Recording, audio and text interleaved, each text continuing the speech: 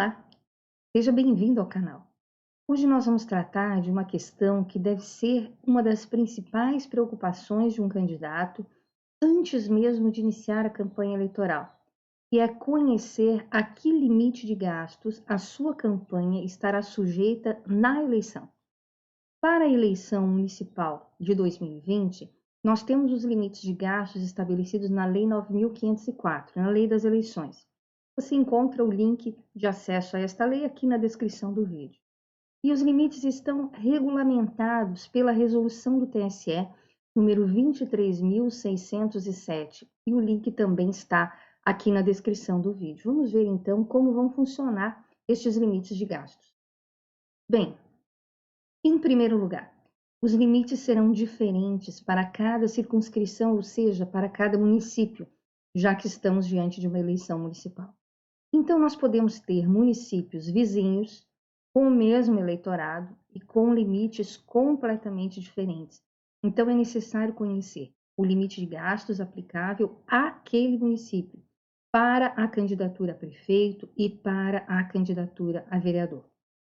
Diz a Lei das Eleições, na reforma eleitoral que aconteceu em 2019, que os limites aplicáveis às eleições municipais são os mesmos limites lá da eleição de 2016, que foi a nossa última eleição municipal. Estes limites eles vão ser atualizados e informados pelo Tribunal Superior Eleitoral. Então fique atento à página de internet do TSE para saber qual é o limite de gastos aplicável para a eleição no município em que você se encontrar. E como é composto o limite de gastos?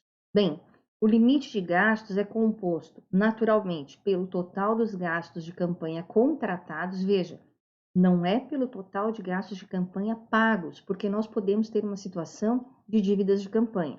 Entram no limite de gastos todos os gastos contratados. Além disso, todas as transferências que um determinado prestador de contas, candidato, fizer para outro partido político ou outro candidato.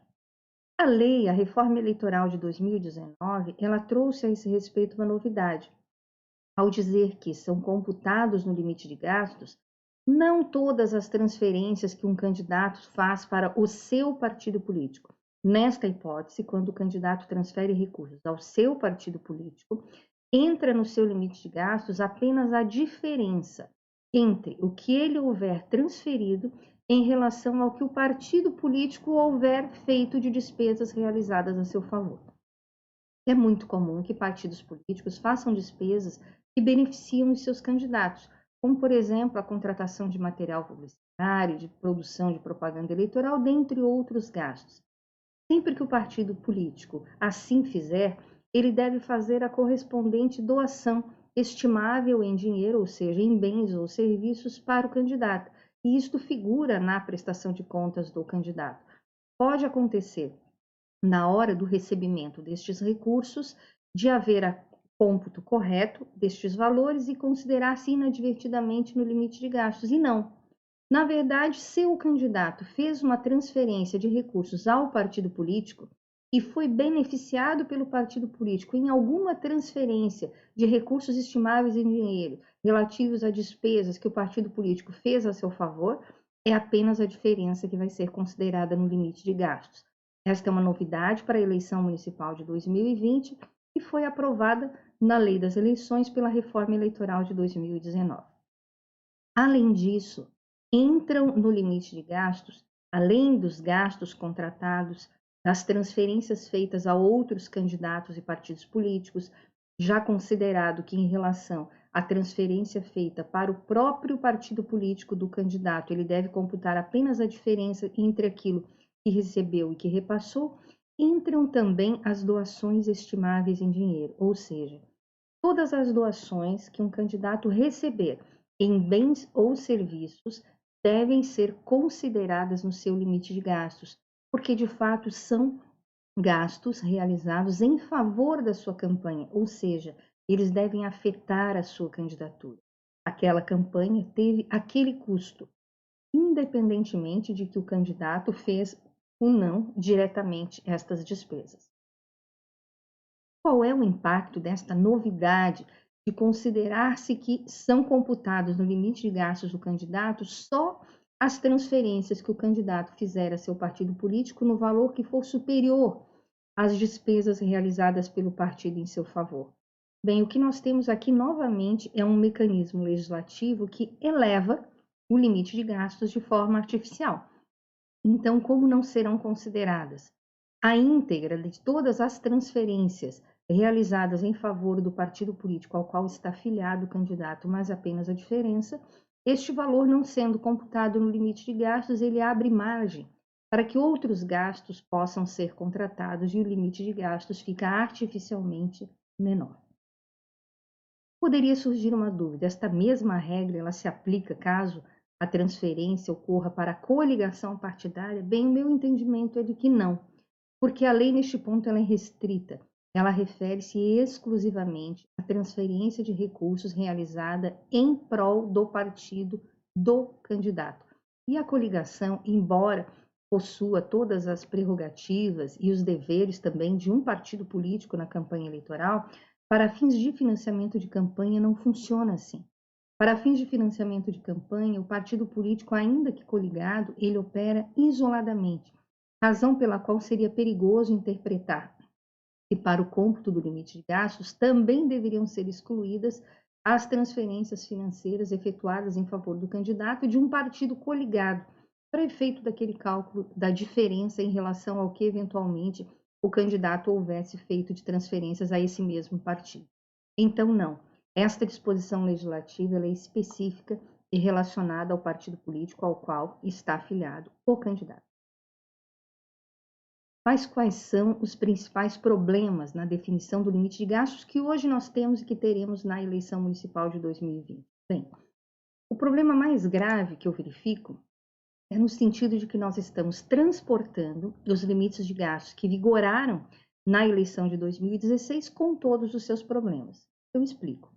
É que até a eleição de 2016 era o partido político que definia o limite de gastos aplicável aos candidatos em determinada eleição, caso a lei eleitoral assim não fizesse até o dia 10 de junho de cada ano eleitoral.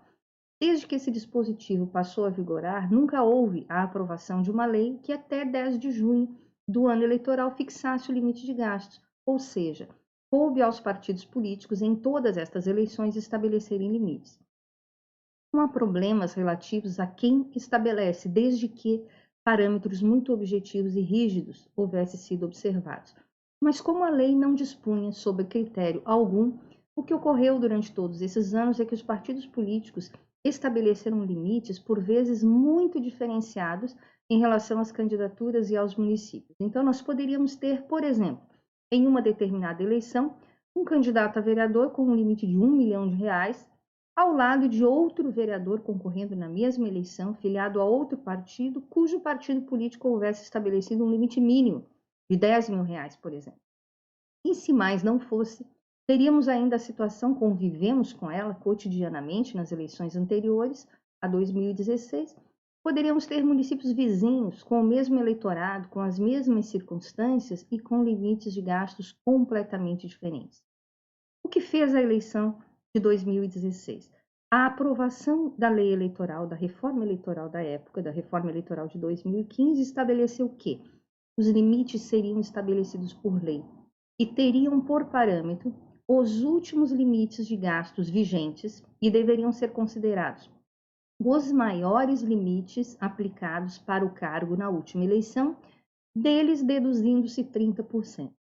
Então, os limites de 2016 representam isso. O maior limite de gastos estabelecidos na eleição anterior, fixado pelos partidos políticos sem observar algum parâmetro legal específico, reduzidos em 30%. E em 2020 nós temos apenas e tão somente o transporte dessa situação para as eleições municipais que se avizinham, com todas as suas incorreções e implicações que dela possam derivar. Assim, continuamos com os problemas de encontrar, talvez, em municípios vizinhos de eleitorado idêntico, limites de gastos completamente diferentes e, por vezes, muito irreais. Mas então, quais seriam os melhores parâmetros para a fixação de limite de gastos? Bem, Na minha opinião, o limite de gastos ele precisa observar, primeiro, o custo da eleição na região, na circunscrição em que a eleição acontece, neste caso da eleição municipal, no município. Nós não temos os mesmos custos de eleição em São Paulo e no Acre, no Amazonas ou em Santa Catarina. Não. Então, nós precisamos conhecer o custo das eleições, em um momento contínuo, considerarmos as peculiaridades regionais, ou seja, eventuais dificuldades de deslocamento, eventuais dificuldades de acesso ao eleitor, formas diferentes de chegar-se ao eleitor para a conquista de votos, que podem ser completamente diferentes, dependendo de onde o município esteja alocado, e, por fim, o eleitorado. Qual é o eleitorado que se pretende atingir?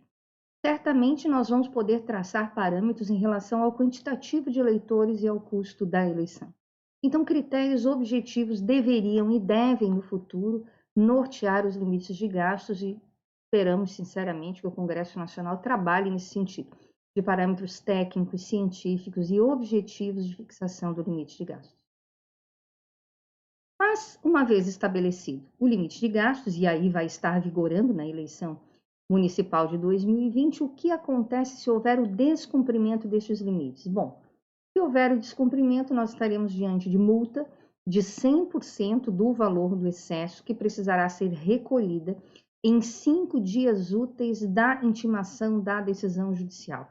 Que decisão judicial? A decisão que aprecia as contas de campanha eleitoral. Embora em outros processos, se apurados gastos, possa ser também aferido o eventual descumprimento do limite de gastos.